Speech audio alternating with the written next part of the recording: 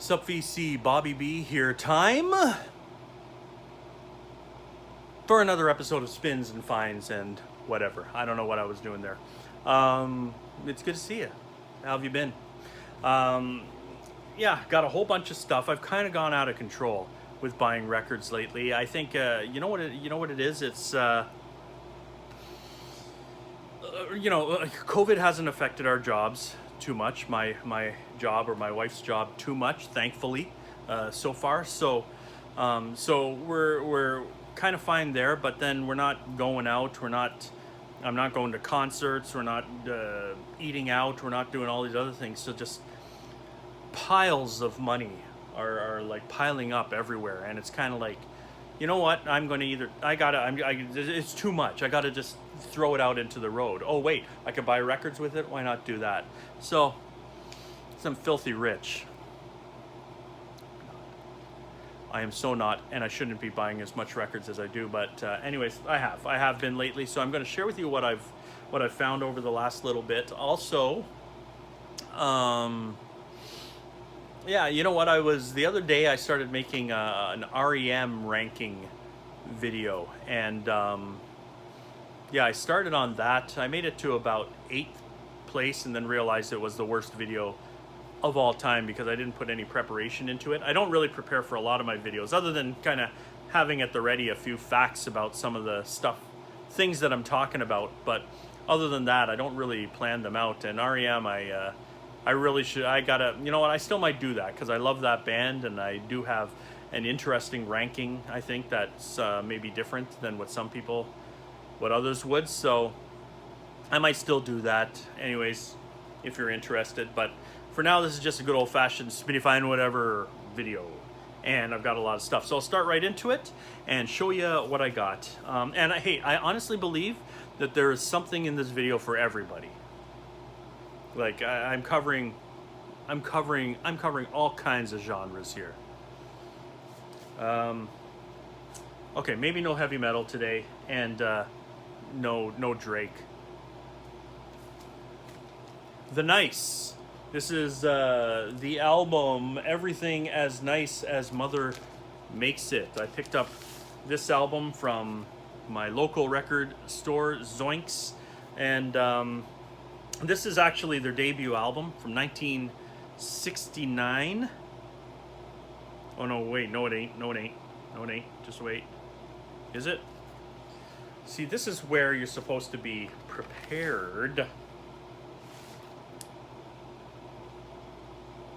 Yeah, it is. It's their debut album, but it was given a different name. So, in most areas, it was called Nice, or The Nice.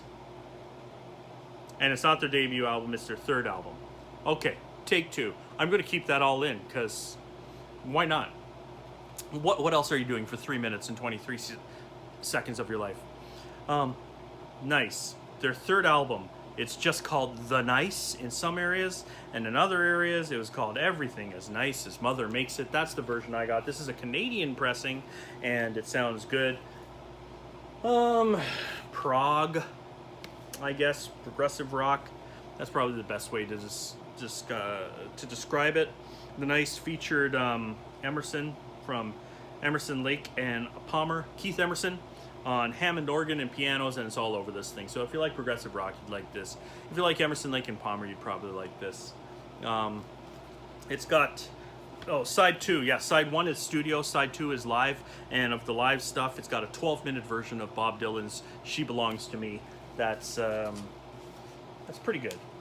It's just aight for me, you know. It's just aight for me, dog. It's just aight for me. Yeah. So I picked up a music on vinyl reissue of July's only album. July is a psych rock band from London, and this is the only thing that they ever released. It is included in Richard Morton Jack's book of psychedelic albums that everybody should have, apparently. And yeah, it's a great psych rock album. Psych pop, psych rock, I would say. It's got some very catchy kind of pop songs, and then some more experimental psych rock type songs as well. Dandelion Seeds is the song that I think people know from this thing. And yeah, it's a great album. I think if you know much about the psych scene, then you probably already know this album. This pressing sounds great. I've decided I'm not going to wait for original pressings anymore. I've started doing that, especially with psych albums. And the fact of the matter is they're hard to find. And then when we find them, they cost more than I'm willing to pay. I don't pay a lot of money for records, so I never want to do that. So this is it. Here, music on vinyl pressing, major minor label, and it sounds really, really good. I like it a lot. July, debut album by July. Well, debut album and final album, and every album in between, because they only released one album. More psych I've got here is the album Ultimate Spinach. It's their debut album from 1968. You're probably saying, "Hey Bob, you're holding it the wrong way." No, I ain't. This is actually the way the album is. It opens this way. See? This is the Sundazed reissue. Here's the little thing that talks about it. It's in glorious mono, and it says here, the Ian Bruce Douglas Ultimate Spinach album ranks among the top 5 all-time classic psychedelic recordings. The album's unique blend of psych, jazz, rock, Gregorian vocals, and Baroque instrumentation set it apart from anything else issued at the time. That's an album you want to own. I mean, nothing else sounds like it. Anyways, it's part of that Bostonian scene. That for a brief period looked like it was going to, so psych rock bands from Boston, for a brief period it looked like that scene would maybe even rival the Haight-Ashbury scene. It ended up not doing so as much, but there were a few great bands to come from that. Ultimate Spinach was one of them. This Sundazed reissue sounds great, and it is on glorious spinach colored translucent vinyl, because spinach is green. But I think the reason they went with green is because that's the color of spinach. So this truly is very tasty and delicious vinyl. You know, we say that a lot. We talk about vinyl that's tasty and delicious, and quite frankly, I think we're overusing that term. But this looks like spinach, therefore it is actually delicious. Okay, moving right along, we've also got this album by Brian Auger's Oblivion Express. This album is entitled Straight Ahead. And this is an album, you know, Brian Auger, he's a jazz and rock music keyboardist who specializes in the Hammond organ. This album here was released in 1974. It's considered a lesser album in his discography. I mean, jazz, fusion, progressive jazz, I guess you would call it. Some people felt that it wasn't as, like it was a little bit too polished and kind of toned down, maybe a little too straight ahead for people. So it was a mellower album. I don't know, I liked it. I thought it was good. I had never heard it before. It's not smooth jazz. I mean, this doesn't sound like Kenny G or anything to me, so I'm okay with it. But yeah. Yeah, if you like jazz fusion, I don't see any reason why you wouldn't like this, but it's on RCA, Orange RCA label. And yeah, I think it's a good progressive jazz album. Jazz fusion-ish album. Okay, up next, I'm whipping through these kind of quick, but I actually do have a lot of records here. So, and you know, some of you may have more to say about these than I would. But from 1983, a little power pop in the form of the 3 O'Clock, and this is their album 16 Tambourines. This too is a reissue. And this is a great power pop, jangle pop, alternative rock album. Part of the 3 O'Clock were part of the whole Paisley, part of the whole Paisley Underground scene, so there is a very light sprinkling of psych in there, but it is primarily a kind of a straightforward power pop album.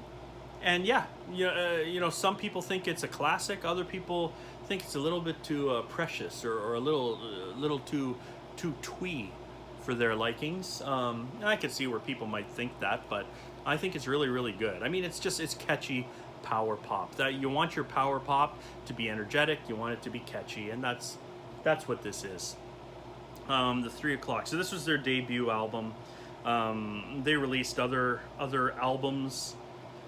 I guess technically they had another album before this called The Salvation Army, but that's when they were calling themselves The Salvation Army, and The Salvation Army didn't like them calling themselves The Salvation Army, so they said, listen, Salvation Army, this is Salvation Army calling, and we prefer if you didn't call yourself Salvation Army. And so they said, so they said, we prefer if you don't call yourself the Salvation Army, and if you continue to do so, well, then you're going to know what time it is. And we said, we already know what time it is. It's 3 o'clock. The last part of that story I made up. But anyways, I don't know why they called themselves the 3 o'clock. A few years later, actually, they Jason Faulkner joined the band. And Jason Faulkner, after that went on to Jellyfish, one of my favorite bands, and also had a pretty successful solo career too. Jason Faulkner don't come around here very much. I mean, nobody does right now because of COVID, but you don't come around here very much. But I'd seen him twice in the past. 1 year apart from each other, same venue, tiny little club that doesn't exist anymore. I got to meet him and was a complete doink when I met him. Anyways, very embarrassing indeed, but it was still kind of an honor. Anyways, the 3 o'clock, 16 tambourines, classic power pop. I added to my Siouxsie and the Banshees collection. I'm trying to get all of their albums. One of my favorite bands of the 80s. This is their album Tinderbox. It's their 7th studio album, released in 1986. This is an album that they recorded and sequenced in such a way that they could perform the whole thing live, and that's what they did during that tour.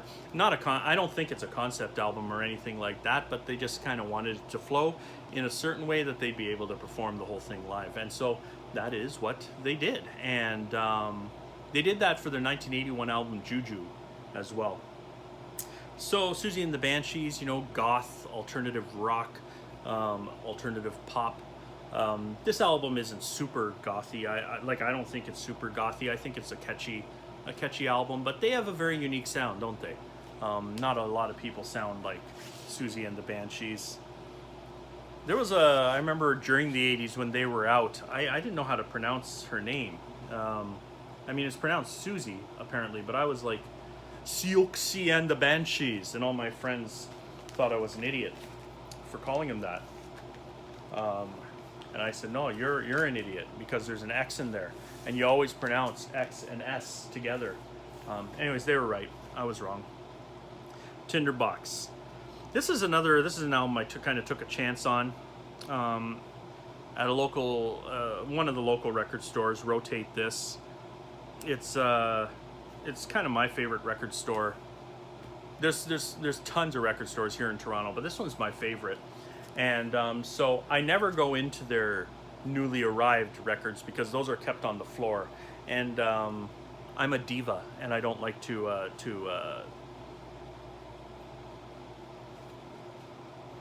get low.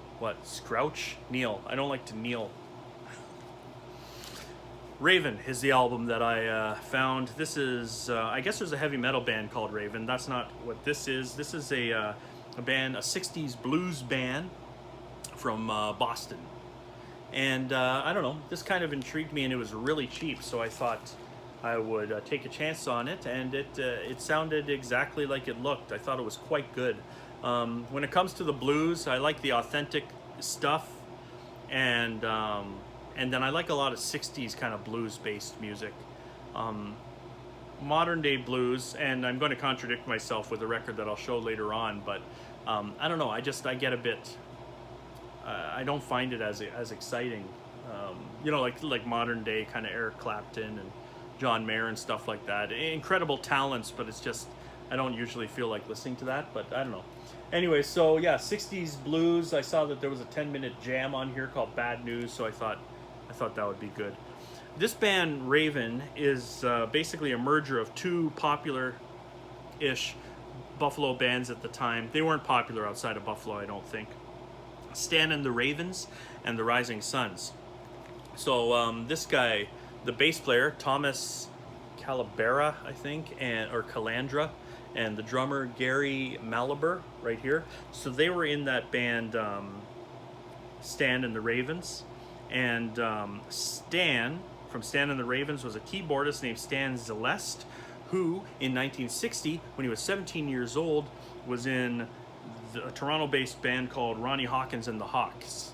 That band, of course, had Rick Danko, Levon Helm, Robbie Robertson, who went on to form the band, who were Bob Dylan's backing band, who also released so many great albums in their own right.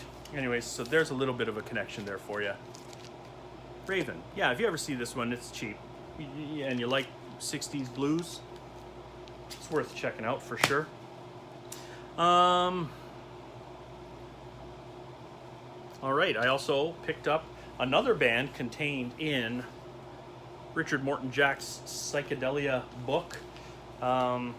It's this one here, the album Introspection by The End. And this is the 2018 Record Store Day reissue. It sounds really, really good. And I'm really, really happy to have this. It's an outstanding album. It was produced by Bill Wyman of the Rolling Stones. And they only released this one album, but you can see why it's so highly regarded in the psychedelic rock community, because it's just excellent, you know, psych rock from that time period. This is a 2-record set, and it contains a second record called Retrospective, which is all of the kind of outtakes, the other songs from the sessions that didn't make the final cut. A few videos ago, I talked about how much I hate getting outtakes and alternate versions and things like that. I should clarify, this is an addendum to that statement. I should clarify that what I really hate is when those songs are placed at the end of an album. So you're listening to the album and then these other songs are tacked on. I don't like that. But if they put it on a separate record, hey, I'm all over that. I think that's okay. And especially when the songs are that good. So this is a really nice pressing, and I really like it. And it is on this this vinyl, heavyweight. It just says heavyweight translucent vinyl. So I'll give you a glimpse into what that looks like. So that's you know, kind of milky white, translucent. There's the label. Anyways, I think that's I think it's a really nice sounding pressing, so I really like it. The end. The inner sleeves also contain a lot of kind of neat write-ups and pictures. It's a really good package overall. And this was also, I'd rotate this in their newly arrived bins. So this is a previously owned copy, but I don't think they ever listened to it. Or maybe they spun it once and were like, hey, this doesn't sound like Drake. And so they handed it back in. But hey, their loss, my gain, because it's awesome. Really good. If I had to pick one kind of favorite find on here, I think it would be this one. I also bought this at Rotate This, but this was not in the in that bin. This is Donald Byrd's Ethiopian Nights. You know, Donald Byrd is an American trumpeter, and I mean, if you know jazz at all, you're familiar with him. This is an amazing record, and a friend of mine has a music blog where he, which mostly is, you know, he's a big prog fan, and so it's mostly prog, progressive rock that he talks about. But But yeah, anyways, he reviewed this album on there and it reminded me of it, and I kind of sought it out. Only 3 songs: The Emperor, which is 15 minutes, 40 seconds. There's a 4-minute song called Jamie, and then side 2 is The Little Rusty, which is 44. Yeah, Thurman Green, Harold Land, Bobby Hutcherson, Joe Sample are all on this. This is on the Blue Note label, but this is a reissue. I don't know. I think there are good Blue Note reissues and there are bad Blue Note reissues. I don't know. This one sounds great. This was on Universal. Universal. I think people have problems with Universal, don't they? I can't remember. Anyways, I think this sounds amazing. So, I mean, it was made in Germany. If that means anything to you. Anyways, I highly recommend this record, guys. This is really good if you like, you know, jazz fusion, and if you like your jazz fusion a little funky, because it is kind of a funked up sort of jazz fusion sound, but really, really good album. Love it a lot. Now, there's a record store in the area called Dead Dog, and what they do is every day at noon they put up their deal of the day, and so I guess it's a record that they kind of have trouble selling, and so they mark it down significantly, anywhere from 40 to 60% off. So it's a good opportunity to get albums that maybe you wouldn't pull the trigger on at full price, but otherwise you would. And so I did that. I took advantage of that a few weeks ago when I picked up the latest album by Dressy, Bessy, and it's titled Fast, Faster, Disaster. Dressy Bessy is an indie rock band from Denver, Colorado.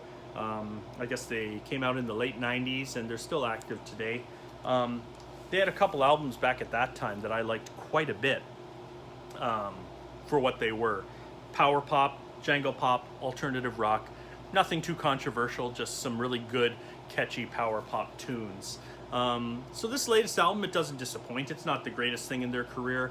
It's nothing that, you know, there's no real surprises on this album, but for what it is, if you like your power pop, pretty simple and just good catchy tunes, then this will not disappoint. This album was released on Yep Rock Records. There's the Yep Rock label, red, blue, and it comes with this kind of lyric sheet poster thing. Now, usually, I hate when they put lyrics on like posters, because I'll show you. There it is there. And you know, and I hate kind of having to open something out like this and read. That's a lot of work for a guy like me. But you know, this here, the way it's done, you don't really have to read the lyrics. You can just go like that. You can just read here and just, oh yeah, hey, that's good. Oh, that's a good idea. Oh, I like that right there. That's really nice. And you could just kind of read it like that, you know. So it gives you that option. I'm being weird today, aren't I? And I don't know why. Maybe because I haven't eaten any. I've had 2 cups of coffee, but I haven't eaten anything yet. Maybe that's what it is. Anyway, Dressy Bessy, Fast, Faster Checker, or Fast, Faster Disaster. At the same time, while I was at Dead Dog picking this up, I picked up kind of one album that I was a little nostalgic about by The Promise Ring. It's called Very Emergency. This is The Promise Ring's 3rd album. They were an emo band from the very late 90s. Yeah, from the late 90s. And I think into the early 2000s as well. In fact, are they still active? I don't know for sure. I think they might still be around. But this is the album I knew. I had this on CD back in the day. And, you know, it's the type of thing that if it came out today, I might not be into it. But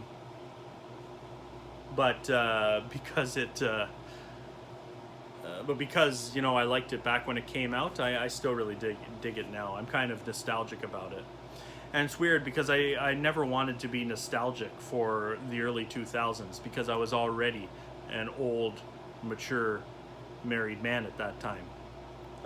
You know, you get nostalgic for your teens and your youth. You don't get nostalgic for that, but I was anyways. It's a good album. It's power pop. I mean, they call it emo, and I guess I can see why, but it's a power pop band as well. This is the insert. right there. Doesn't have, I mean, it's very, very small writing. So if you wanted to read the lyrics, there's a lot of effort involved there. But at the same time, I don't think it's the full lyrics to these songs. I think it's just snippets. It's lyrical snippets. So you're not really getting the whole lyric anyways. Anyways, Very Emergency by The Promise Ring. Moving right along, as many people, as the thousands of people who view this channel know already, the Brian Jonestown Massacre is one of my favorite bands of all time, and yet still somehow I did not have their debut album, Methadrone. So now I've got it. This is their first album. BJM are a psychedelic rock group. Oh, by the way, I was going to mention that Promise Ring record, it doesn't sound that great on vinyl. It was probably digitally recorded, so, you know, you can just get the CD and it should be fine. Now back to our regularly scheduled program, Brian Jonestown Massacre, Methadrone. This album is it's more shoegazy than the stuff that they would release afterwards. One of their best albums, like top 3 for me for sure. It's great. It's a long album. You know, it's a double album. It's 71 minutes long, but there is not a wasted note on this thing, in my opinion. I love it. And it's a good starting point too. I mean, it's a little different than what they did afterwards. Like I say, more shoegaze than psych, but it's still got those psych elements in it, and yeah. One of the greatest shoegaze albums of all time, I guess, in that way. But another album that you'll be very surprised I didn't already own for being a shoegaze fan, but Slowdive's second album entitled Souvlaki. Finally picked this up. I've been meaning to do it for a while. Again, this is the Music on Vinyl reissue, and I think it sounds great. Classic shoegaze album. There are elements of dream pop in there as well. You guys all know this album, I think. I don't think I have to tell you too much about that. But yeah, it sounds outstanding. I think it's just on black vinyl, but I'll show you the is it? Yeah, just black vinyl. I'm not going to show you that, but here's the insert with a really great picture of the band and just a few liner notes. I don't know. Safe to say one of the top 5 shoegaze albums of all time. Top 3 shoegaze albums of all time. I think that's fairly accurate. This next album was actually sent to me by a friend. Black Pumas, American psychedelic soul band from Austin, Texas. These guys were nominated for a Grammy this year for Best New Artists at the Grammy Awards, which means nothing and has nothing to do with me actually having heard of them. I had never heard of the Black Pumas. An old friend of mine reached out to me fairly recently and just said, "Hey Bob, have you heard the Black Pumas?" in a text. I said, "No, I have not." He says, "Hey, I'm going to buy you their album. What's your address?" And I was like, "Oh, well, that's awful kind of you. You don't have to do that." And he remembered 25 years ago, he asked me to make him a mixtape of music that I liked. And I was a little obsessive at that time and basically gave him, created something like a 10 or 15 cassette anthology of the history of modern rock. And I started with the 50s. It started with Bill Haley and whatever, the Ventures and Dick Dale and stuff, and then kind of ended with the music that was kind of big back in 1994, 95 when I made him these tapes. And apparently I made it, and he used them as an education into his musical taste or something. I kind of only vaguely remember doing that, but anyways. So he got this for me, and yeah, this is great. I'm glad he did that. It's they're not the type of band that I would kind of seek out on my own, but I really, really enjoyed this album. R&B, soul, but kind of like the stuff, you know, heavily influenced by the stuff in the 60s and 70s, kind of a retro funk vibe. And yeah, I guess little smacks of psychedelia in there. We got the lyrics. We got a picture here. Did something fly out? I feel like something flew out of here. I'll look for that later. But there's the picture, and it is on the whitest of white vinyl. Very good, not particularly delicious, but an excellent album. You all know, I've mentioned them so many times on this site, you all know my love for Canadian 90s alt-rock band Eric's Trip. They named themselves after a Sonic Youth song on the Daydream Nation album.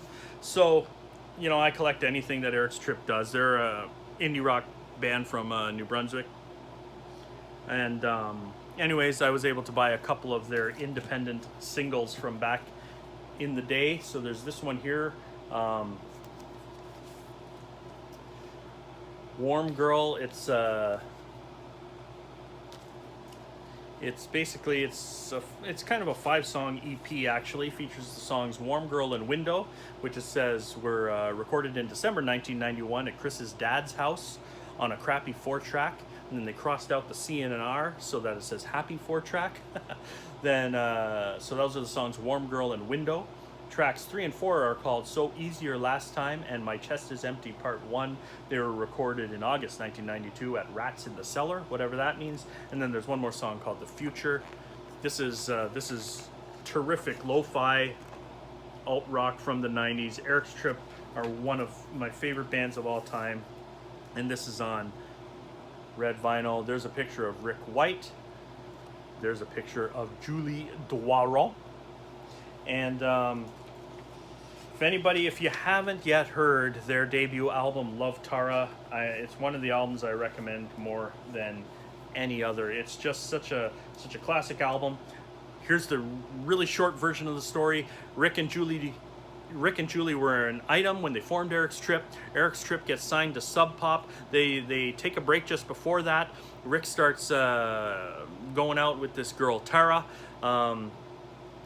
Julie says, hey, let's get back together. Rick says, sure, that would be great. But then Julie finds out that he's been with Tara. She hates him. They hate each other. Everybody's angry. Rick writes a bunch of songs about it. Says, Julie, I want you to sing some of these songs and just let me have it while you're singing them. They release the album, and then Rick goes and calls the album Love Tara. Doesn't tell Julie.